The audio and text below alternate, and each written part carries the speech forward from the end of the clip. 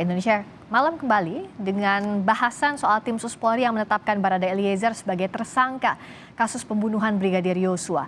Barada Eliezer dijerat pasal 338, junto pasal 55 dan 56 KUHP. Yang menjadi pertanyaan, apakah Eliezer bertindak seorang diri mengingat banyak bekas luka di tubuh Brigadir Yosua? Kita akan bahas bersama dengan pengacara Brigadir Yosua, Nelson Simanjuntak, dan Guru Besar Ilmu Kriminologi Universitas Indonesia, Adrianus Meliala. Selamat malam Bapak-Bapak, Pak Nelson, Pak Adrianus. Selamat malam. Selamat malam. Saya ke Pak Nelson dulu soal penetapan tersangka Barada Eliezer, juga pasal yang disangkakan ini pembunuhan 338 dan juga penyertaan 55 dan juga 56 KUHP, Pak Nelson.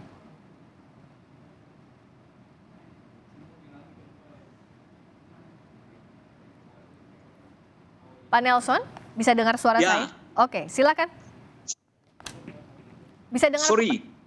Bisa dengar pertanyaan saya ulang lagi ya. Tanggapan Pak Nelson gimana soal Barada Eliezer ditetapkan tersangka, termasuk pasal yang disangkakannya soal pembunuhan 338, junto 55, 56 KUHP, penyertaan atau turut serta. Silakan. Baik, Mat Suri, mudah-mudahan suara saya kedengaran ya? Jelas terdengar. Silakan Pak Nelson. Ya, sehubungan dengan ditangkapnya saudara Barada E, sesuai dengan pasal yang dituduhkan 338, junto 55, 56 KUHP. Nah, di sini ya pasal pembunuhan biasa seperti kita katakan. Namun di pasal 56, 55 dikatakan adalah mereka. Berarti lebih dari satu. Ya. Singular, plural. Jadi kita masih menunggu adanya tersangka lain. Tidak mungkin dari kajian pasal KUHP tadi hanya kawan Barada D itu saja. Jadi pasti ada tersangka lain begitu kalau Pak Nelson melihatnya ya? Tersangka. Dari pasal yang disangkakan. Terus. Sorry, sinyal agak. Oke, Pak Nelson jadi menganggap bahwa pasti ada tersangka lain kalau bicara soal pasalnya soal turut serta.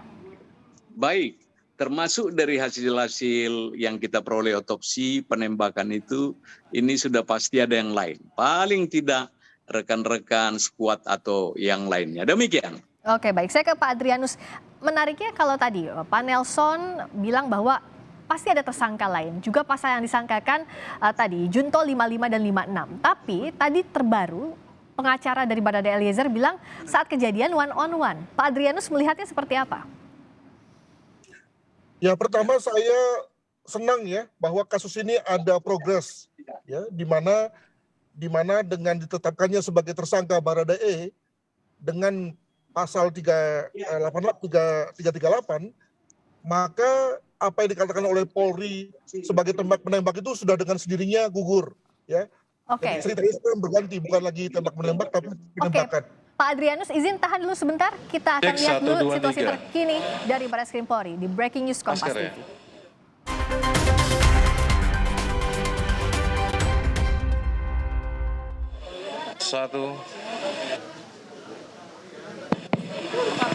Informasi yang kami peroleh, Kapolri Jenderal Listio Sigit Prabowo dikabarkan akan memberikan keterangan terkait dengan kasus Brigadir Yosua Huta Barat. Kita masih tunggu perkembangan di sana karena kita tahu banyak perkembangan terbaru dalam kasus ini. Tadi Barada Eliezer ditetapkan sebagai tersangka Rabu lalu dengan pasal 338 atau pembunuhan dengan junto atau disertai dengan pasal 55 dan 56 KUHP terkait turut serta atau penyertaan yang juga disebut dengan dialumi. Dan juga baru saja hari ini Irjen Verdi Sambo, Kadif Propam nonaktif, dimintai keterangan oleh Barreskrim Polri, oleh tim Sus Polri yang menangani kasus ini. Kita tahu bahwa Irjen Verdi Sambo pertama kalinya tampil di publik hari ini dan tadi memberi keterangan kepada publik bahwa dirinya sudah diperiksa 4 kali terkait dengan kasus meninggalnya Brigadir Yosua dan meminta publik tidak berspekulasi dan menunggu keterangan resmi dari pihak penyidik. Dan saat ini sikap dari Kapolri lah yang dinanti. Bagaimana soal penyidikan yang berlangsung oleh tim Sus Polri setelah penetapan tersangka Barada Eliezer, karena kalau dari pasal yang disangkakan turut serta artinya kemungkinan ada tersangka lain. Saya ke Pak Adrianus sambil kita memantau situasi jelang konferensi pers Kapolri. Silahkan dilanjutkan Pak Adrianus. Tadi pertama Pak Adrianus bilang bahwa akhirnya mengapresiasi bahwa ada progres, ada perkembangan dari kasus ini, Pak Adrianus.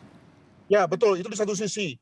Tapi di sisi lain saya juga menyayangkan kalau cuma penetapan Brigadir Barada E sebagai tersangka itu mah apa namanya ilmu penyidikan yang paling awal ya bagi teman-teman penyidik di Megamendung gitu. Mengapa? Karena kalau ada orang yang menyebabkan orang lain mati, maka memang mesti ditersangkakan. Contoh misalnya kecelakaan lalu lintas, kalau saya menabrak orang dan mati, maka seyogianya saya ditersangkakan agar kemudian lalu memberi kesempatan kepada pengadilan untuk membuktikan mengenai benar salahnya saya sebagai seorang penabrak. Demikian juga seorang penembak. Nah ini masa sampai harus ditunggu sampai 3 minggu ya hanya untuk itu. Menurut saya apakah ini Polri berhati-hati sekali atau memang memiliki strategi yang lain itu kita nggak tahu. Sehingga baru ditetapkan pada saat tim sus ini sudah berada pada hari ke-22 atau 23. Demikian, Mbak. Oh, jadi kalau kata Pak Adrianus, semestinya kalau penetapan tersangkanya untuk Barada Eliezer sejak awal sudah diketahui karena baku tembak terjadi antara Brigadir Yosua dan Barada Eliezer begitu. Ya, itu kan logikanya begitu. Ya, jadi untuk menetapkan apakah ini satu clean sheet ya, tembak menembak yang bersih, tembak menembak yang memang proporsional atau tidak atau memang overball misalnya, maka itu perlu dipertimbangkan oleh majelis. Itu maka kemudian status daripada Barada E harus dijadikan sebagai tersangka dulu kan begitu. Nah, tapi entah kenapa kemudian satu pihak sudah terjadi tembak menembak, sudah ada orang mati, tapi kemudian ternyata tidak ditetapkan juga. Ini yang kemudian lalu beberapa purnawirawan Polri mengatakan bahwa Barada ini kok sakti sekali ya. Demikian. Pak Nelson tadi bilang bahwa pasti ada tersangka lain dari pasal turut serta dengan fakta-fakta yang ditemukan. Pak Adrianus lihatnya seperti apa? Sementara yang menarik yang saya juga sampaikan tadi di awal bahwa pengacaranya Barada Eliezer bilang bahwa hanya one on one di sana. Mana yang harus di cross check betul oleh penyidik? Ya terutama pada luka-luka yang bersifat sayatan, luka-luka yang bersifat pukulan. Kalau luka-luka tembak itu bisa diterima ya, bisa dimengerti kalau kemudian one on one ya. Dengan kata lain, Barada E sebagai penembak itu memang menembakkan senjatanya dari berbagai jarak yang berbeda-beda, dari berbagai posisi yang juga berbeda, sehingga kemudian lalu terlihat seperti yang terdapat pada tubuh Brigadir J. Tapi kalau bicara soal sayatan, soal apa namanya jari yang patah dan seterusnya, itu mungkin sekali dilakukan oleh orang lain. Jadi dengan kata lain orang lain yang melakukan penyiksaan di luar penembakan, sementara khusus penembakan itu dilakukan oleh Barada E sendiri. Begitu.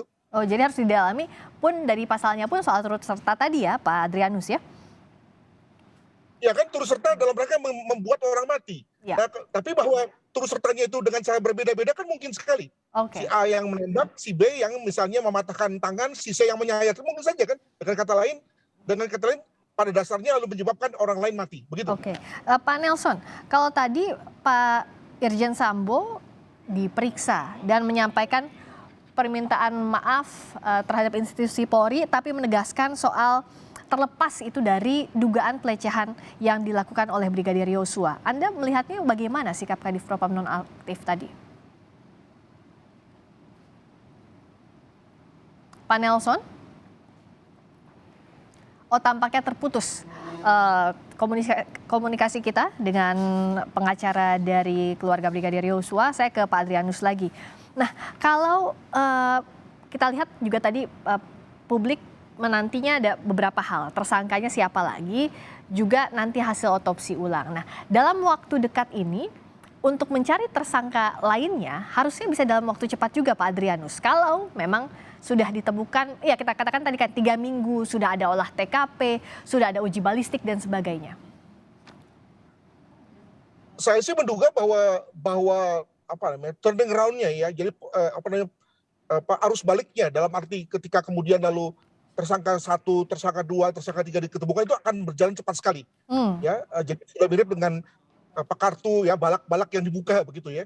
Mengapa demikian? Karena bayangkan ya kalau sudah 40 orang diperiksa, Betul. Maka tentu pasti Polri sudah punya puzzle-nya yang lengkap ya, ditambah lagi dengan berbagai alat bukti yang diperoleh dari berbagai keilmuan forensik ya. Maka tentu saya kira puzzle-nya itu sudah terang benderang. Hanya memang dibutuhkan misalnya soal pengakuan, walaupun itu mungkin tidak terlalu penting ya, dari para calon tersangka tersebut, sehingga kemudian lalu menambah keyakinan dari penyidik, misalnya begitu. Kalau juga bicara soal kasus ini yang menarik, sebelumnya Menko Polhukam bilang bahwa ini sebenarnya kasusnya mudah, siapa saja bisa, penyidik manapun bisa mengusut kasus ini. Tapi ada faktor psikohierarkis dan psikopolitis. Pak Adrianus melihatnya seperti apa? Psikohierarkis ya saya bisa menerima, tapi psikopolitis enggak tuh. Mengapa demikian? Karena sebagai tadi ya, kalau kembali pada terminologi psikohierarkis, maka karena ini menyangkut ya perwira tinggi, maka bisa dibayangkan seluruh jajaran dengan pangkat di bawahnya tentu lalu kemudian berada pada posisi tidak berani untuk bicara, tidak menunggu apa yang kemudian menjadi petunjuk dan seterusnya, sehingga kemudian lalu amat mungkin untuk mengeluarkan keterangan yang tidak sebenarnya. Kemarin juga saya mendengar beberapa ahli sudah bicara mengenai obstruction of justice, ya, di mana terjadi perusakan ya pada TKP dengan maksud untuk menyesatkan arah penyelidikan dan penyidikan. Nah, tentu dalam hal ini nggak mungkin nih seorang bawahan itu lalu melakukan itu dengan begitu saja. Pasti dia di bawah perintah. Perintah siapa? Perintah dari orang yang memiliki hierarki lebih tinggi. Nah, di situ lalu kemudian tadi soal psikohierarkis itu kemudian terjadi. Demikian, Mbak. Oke, makanya itu ada psikohierarkisnya, dan itu juga harusnya di bagian dari penyidikan juga ya, Pak Adrianus, tidak bisa dipisahkan dari tindak pidana soal pembunuhannya saja begitu. Ya kalau kita mau ke arah sana memang jadi panjang nih cerita nih gitu ya. Juga misalnya soal obstruction of justice itu satu hal yang amat serius loh ya. Bayangkan seorang penegak hukum melakukan satu penyesatan ya, perusakan pada barang bukti itu luar biasa itu dari sisi dalam tanda kutip dosanya, etikanya. Demikian juga misalnya ketika ada para pejabat publik Kapolres misalnya yang lalu kemudian memberi keterangan yang salah di depan publik, lying in public, itu juga satu hal yang serius betul. Nah, apakah kita kemudian mau ke sana? Saya kira bisa saja itu menjadi agenda yang kesekian dari Polri setelah misalnya membuat terang menerang kasus ini, baru kemudian lalu dilanjutkan dengan yang lain-lain. Atau bisa juga kemudian Polri berhenti pada kasus utamanya saja. Nah, soal yang lain-lain itu diselesaikan secara internal, bisa juga begitu ya. Okay. Dari sisi tadi yang saya katakan sebagai pelanggaran etik terkait dengan obstruction of justice tersebut. Demikian. Tapi masalahnya ini berkaitan dengan kepercayaan publik terhadap Polri juga begitu ya. Makanya harus diselesaikan komprehensif, semestinya begitu ya Pak Adrianus.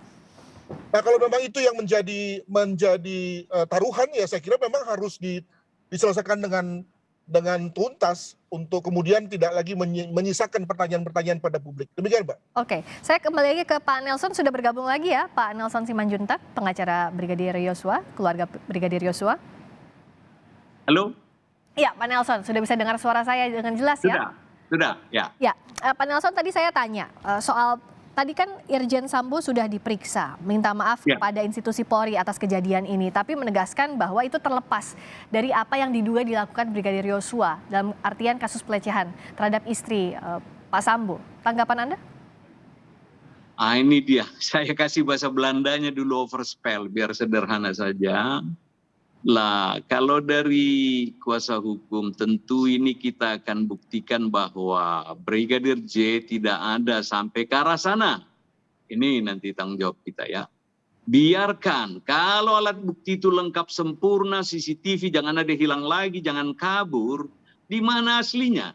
Yang kedua, Ibunda P tersebut. Ini kalau bahasa Profesor Adrianus ini overspell, harus ada lawan jenisnya. Nggak ada dia tepuk tangan sebelah. Pasangannya yang Adam Hawanya ini harus ada. Nah kalau di seberang sana ketahuan, baru. Kalau ini dikatakan terbukti ya format dari keluarga ya tentu akan merasa menerima ini. Kalau begini sampai hari ini kami tetap katakan itu anak adalah anak baik. Yang terpilih dari Jambi, yang semodel sniper terpilih di Mabes Polri. Demikian.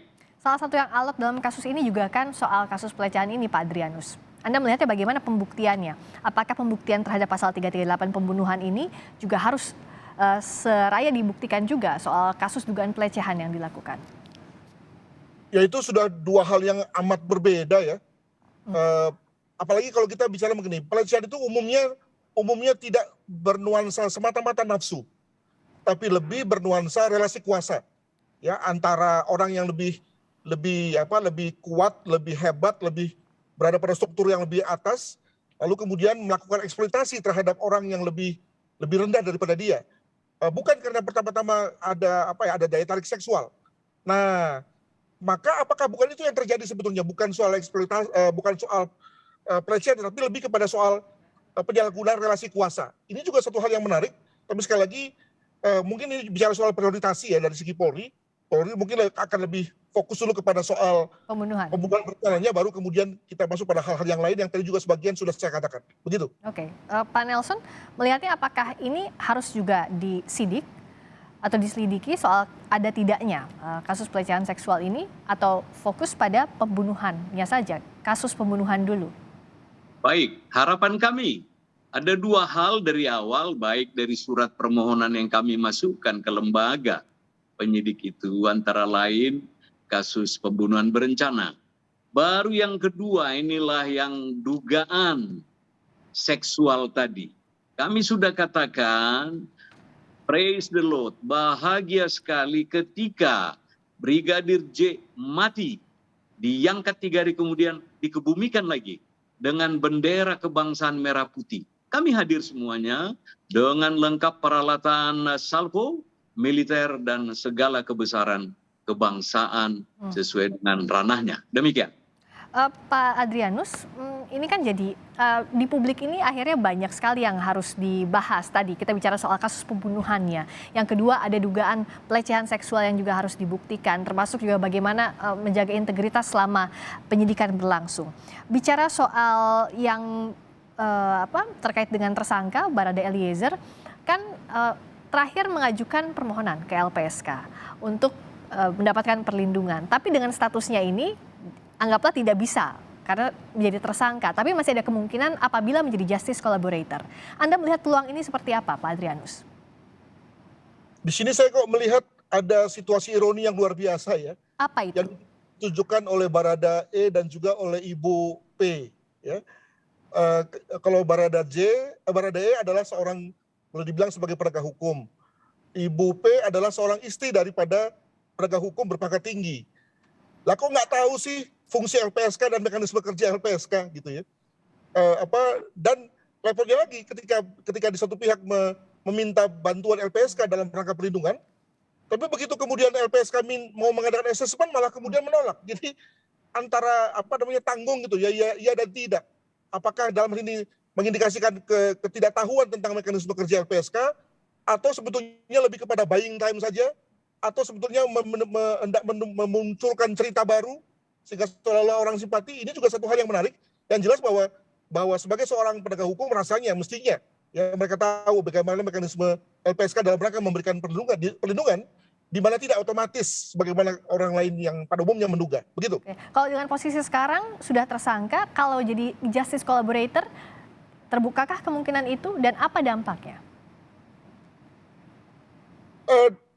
Tentu juga dalam hal ini LPSK berada pada posisi juga untuk mengakses apakah benar posisi JC yang tengah ditawarkan oleh tersangka itu benar-benaran JC atau tidak gitu ya. Kenapa demikian? Karena kalau berangkat daripada pengalaman misalnya dalam rangka kasus-kasus korupsi misalnya, maka JC-nya itu kemudian lalu bohong-bohongan. Cerita yang tidak diberikan oleh seorang tersangka dalam rangka hendak memberikan dirinya itu ternyata tidak ada apa-apanya di mata penyidik. Nah untuk itu maka memang tidak selamanya kemudian LPSK mengabulkan ya posisi JC tersebut kepada seorang tersangka. Demikian. Jadi golden ticket JC itu nggak bisa diberikan begitu saja tanpa syarat atau asesmen yang betul-betul mendalam. Nah kita akan bahas lebih dalam lagi Pak Adrianus, Pak Nelson, jangan kemana-mana. Sambil juga kita memantau bagaimana situasi terkini jelang konferensi pers Kapolri yang menurut rencana akan memberikan keterangan soal perkembangan penyidikan kasus Brigadir Yosua. Masih di Breaking News Kompas TV, jangan kemana-mana, kami kembali sesaat lagi.